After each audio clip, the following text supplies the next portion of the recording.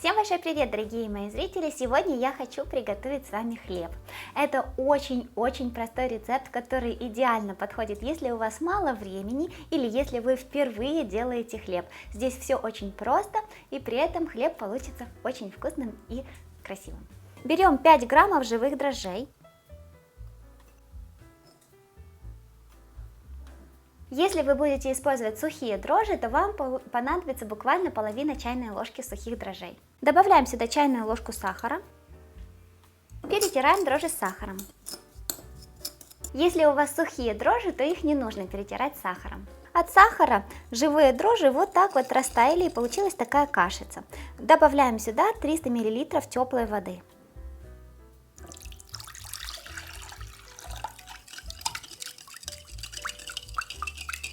Всего у меня здесь 450 граммов муки, несколько столовых ложек я сейчас добавлю в теплую воду с дрожжами.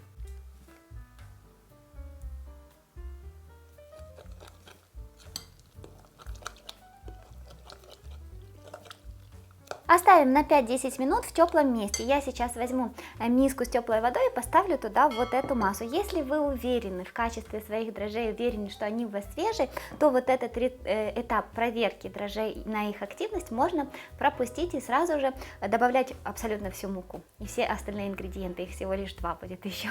Уже видно, что масса начинает пениться, появляются первые пузыри. И сейчас я эту миску поставлю в миску побольше с горячей водой. Здесь немного дрожжей, поэтому масса слишком сильно у вас не будет сразу же пениться, но когда уже появляются первые пузыри, вы видите, что масса начинает пениться, значит дрожжи активные, можно дальше продолжать готовку. Но, как я уже говорила ранее, если вы уверены, что они точно качественные, вот вы недавно что-то из них пекли, тогда этот процесс можно пропустить и сразу приступить к далее приготовлению замеса теста на хлеб. Прошло ровно 5 минут, добавляю 1 столовую ложку оливкового масла или можно другого растительного масла. 1 чайная ложка соли. Добавляем оставшуюся муку. Изначально здесь было 450 граммов, но это ориентировочное количество муки, потому что мука всегда разная, ее влажность тоже разная, поэтому добавляйте не по весу, а по виду теста. У вас должно получиться такое тесто, как получится у меня.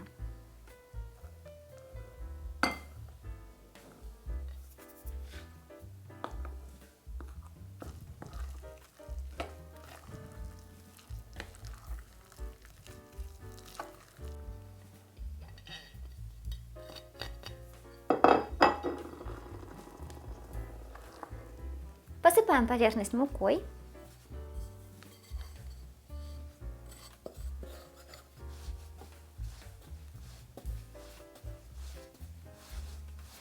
Вымешиваем тесто до однородности. Я добавила все 450 граммов и еще взяла, я думаю, где-то граммов 20 для работы с тестом. Если вы видите, что тесто сильно липнет, припыляйте поверхность мукой, чтобы вам было удобно с ним работать. Но в то же время не забывайте, что слишком много муки не нужно добавлять. Тесто должно остаться мягким, чтобы хлеб тоже был в итоге мягким и воздушным. Вымешиваем тесто где-то 5-7 минут до полной однородности. Вот такое оно мягкое, нежное и податливое. Если у вас есть кухонная машина, то, конечно, можно воспользоваться кухонной машиной для замеса теста, но и вручную это делать очень и очень приятно. Вот такое получается мягкое, нежное, эластичное тесто. Округляем его. Вот такой вот шарик. Посыпаем миску мукой.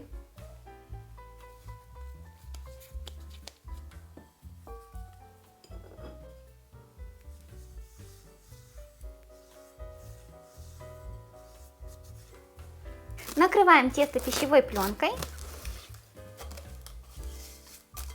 Так как в тесте мало дрожжей, поэтому оно будет подходить очень медленно. И это дает вам время, даже не время, а пространство для маневров. Вы можете оставить его подходить просто при комнатной температуре, оно будет подходить где-то 2-3 часа. Или же поставить, как я, вот миску с горячей водой, тогда процесс будет быстрее. Но тоже, так как дрожжей мало, тесто будет подниматься медленно. Будьте к этому готовы и не переживайте, просто занимайтесь своими делами, пока дрожжи делают свои дела. Вот Вот так вот, посмотрите, как чудесно подошло тесто, но вам не обязательно дожидаться, пока оно так сильно подрастет. У меня оно на самом деле подходило, я думаю, где-то больше, даже чем 3 часа. Прелесть этого теста в том, что ему сложно перекиснуть, потому что мало дрожжей. Но вам хватит подождать где-то час-два, пока оно просто удвоится в объеме, и можно дальше продолжать весь процесс. У меня оно дольше постояло, вот такое вот пушистое, огромное стало, сейчас вам покажу.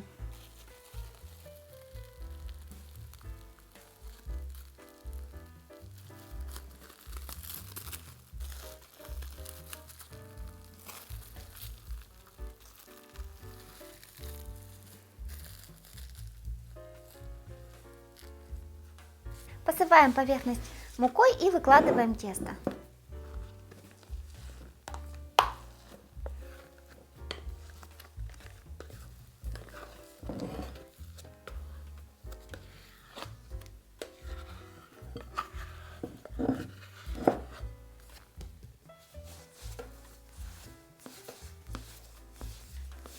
Вымешиваем тесто 1 минутку, чтобы выпустить весь углекислый газ, который там собрался. Тесто замечательное, просто одно наслаждение с ним работать. Теперь берем миску. Миска может быть овальная, как у меня, или круглая. И также нам понадобится хлопчатобумажное или льняное полотенечко. Выкладываем полотенце. Очень хорошо посыпаем полотенце мукой.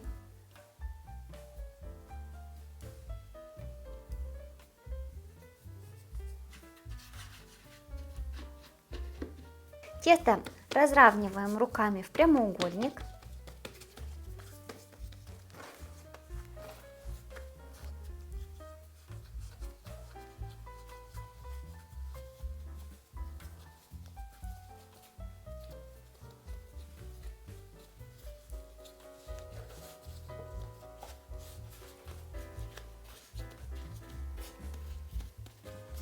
И перекладываем в форму.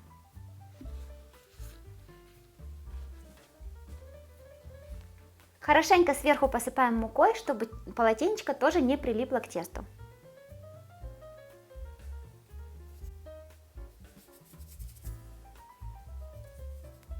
И накрываем сверху.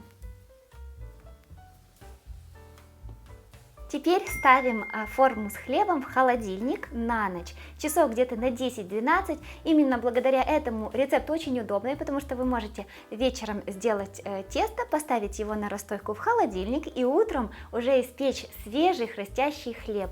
Именно благодаря расстойке в холодильнике, вот этому холодному брожению, хлеб получится очень ароматным и вкусным.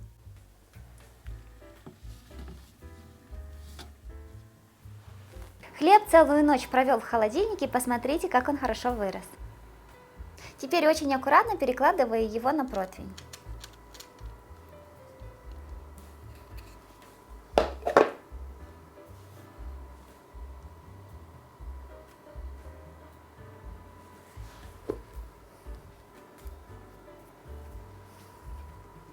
Делаем надрез.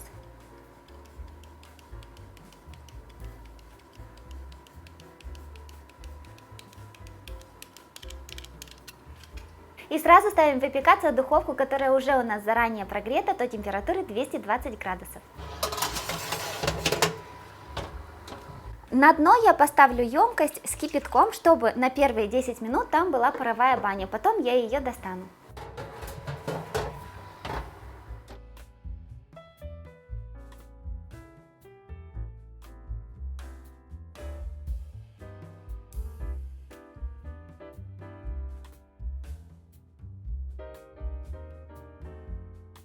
В общем, хлеб выпекался где-то 35 минут, он получился вот такой вот румяный и красивый, и очень-очень ароматный. Остужала я хлеб на вот такой вот железной решетке. Нужно дать ему остыть хотя бы до теплого состояния, и только тогда уже можно нарезать. Сверху вот такая вот хрустящая корочка.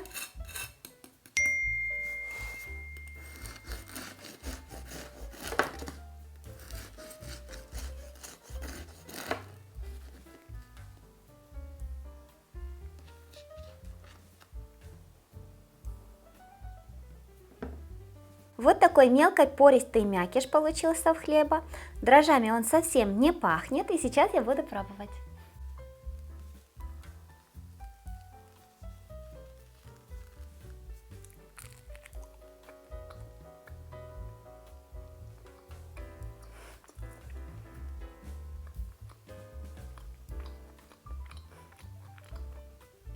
Очень вкусный хлеб с хрустящей корочкой.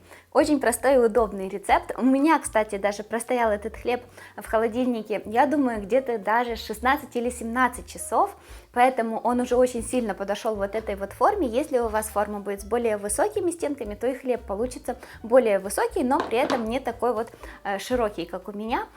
И вот эта трещинка, она тоже увеличится при выпекании, но так как у меня хлеб очень долго стоял, он уже очень сильно подошел, поэтому в духовке он уже не так сильно подошел, как мог бы, если бы стоял, допустим, 10 часов в холодильнике. Я надеюсь, что вам пригодится этот рецепт, это очень простой рецепт хлеба. Я же с вами прощаюсь, всем пока, до новых вкусных рецептов.